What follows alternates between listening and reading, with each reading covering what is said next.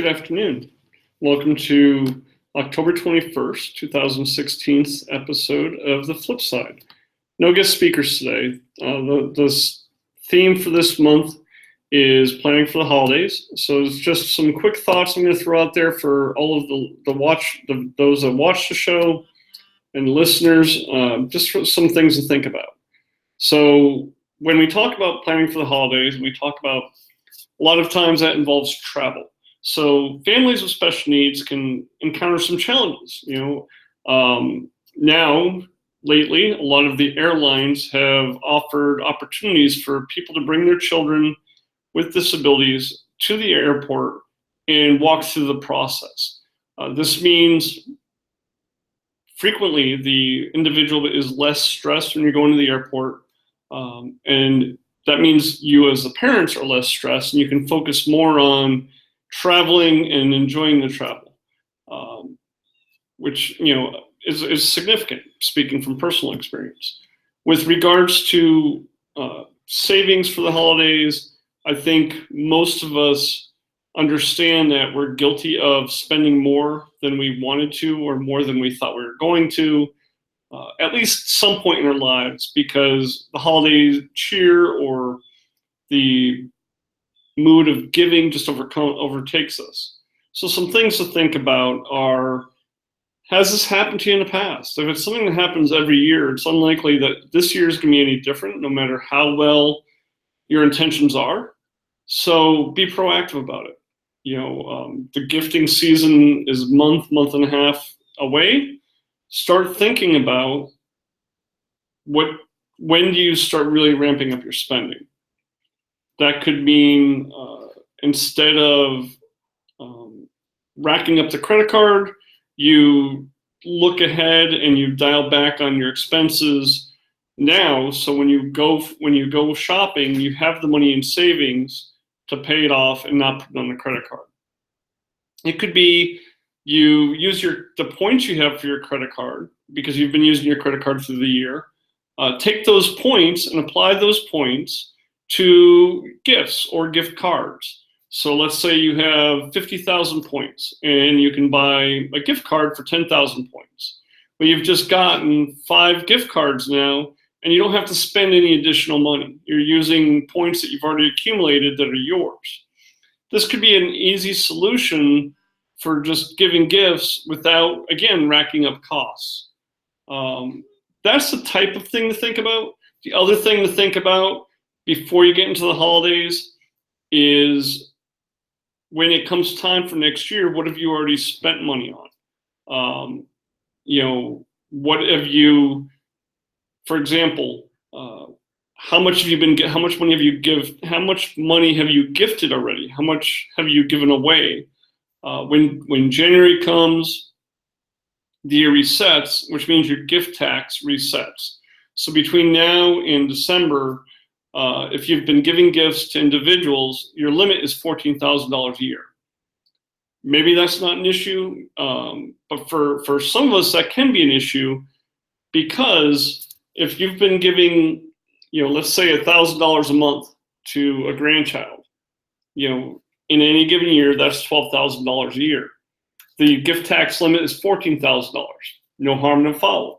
But what if during the holiday season you like to give an additional $5,000? Well, that needs to be monitored, and you need to file a gift tax statement with your taxes for the $3,000 over or whatever you go over the $14,000 limit. If you're making a donation to a charity, you can't mail the check on January 2nd, even if the check is dated December 28th. If you're making a donation to the charity, you have to mail, that check has to be postmarked no later than December 31st, which means you have to have it in the mailbox no later than December 31st. They don't care what date you have on the check. They care what date is on the envelope. So if you're trying to get a charitable deduction on your taxes for 2016, make sure it's mailed by December 31st, 2016. So that's really The biggest things I want to touch on with holiday planning, I personally don't celebrate holidays, so I don't have a lot to relate to. I can tell you what I see with my clients, and that's typically their spending increases. So we're really focused on making them aware of their spending, that their habits change. And as long as they're aware of it and they're ready for it, they don't have a hangover come January going, oh my gosh, where did all that money go? Why am I so far in debt? And frequently you can plan ahead, understanding that you're going to have more debt and be okay with it, and just plan on doubling down your credit card payments in January, February, March until you get it back to where it was. Or you dial back and you don't get those big expensive gifts. Instead, you do something that's more, maybe it doesn't cost any money, or you go to a thrift store, and a lot of times thrift stores will have new or almost new, as good as new items, and you can purchase those and give those at a fraction of the cost. If some, I've seen suits there that would retail for $2,500, $3,000 going for $100, $150. That's a significant savings. So if that's, if you're shopping for clothes, you can get a lot of good brand names at thrift stores.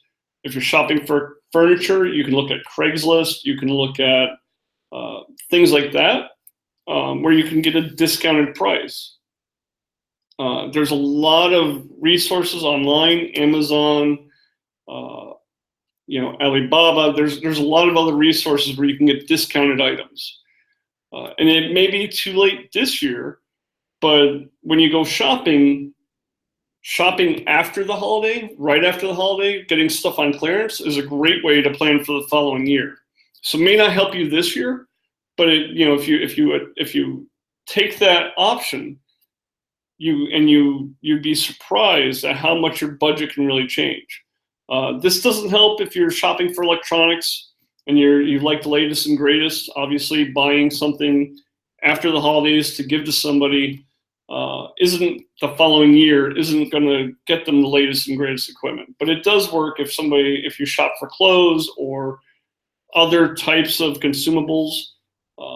It can work very, very well, and you just keep it set aside, and then you gift it to them, and you can save yourself a ton of money. So in closing, what I want people to think about when it comes to the holidays is less of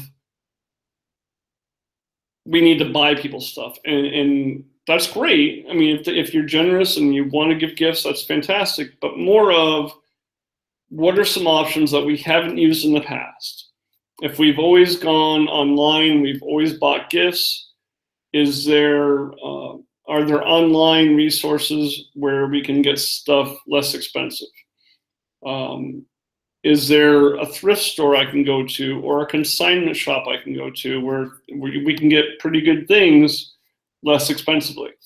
Do I have points that I can use to pay and apply towards a gift? These are all things that will reduce the amount coming out of your wallet, and it will reduce the financial pain.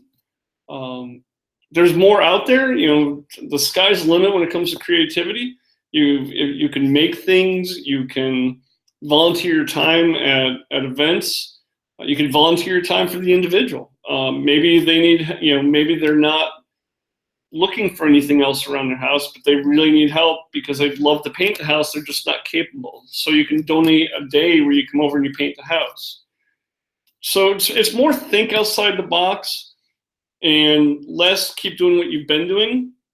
If you've noticed a concern with, wow, I'm spending so much money.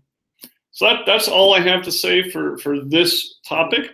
Next month we'll be coming back with a guest speaker. Until then, take care.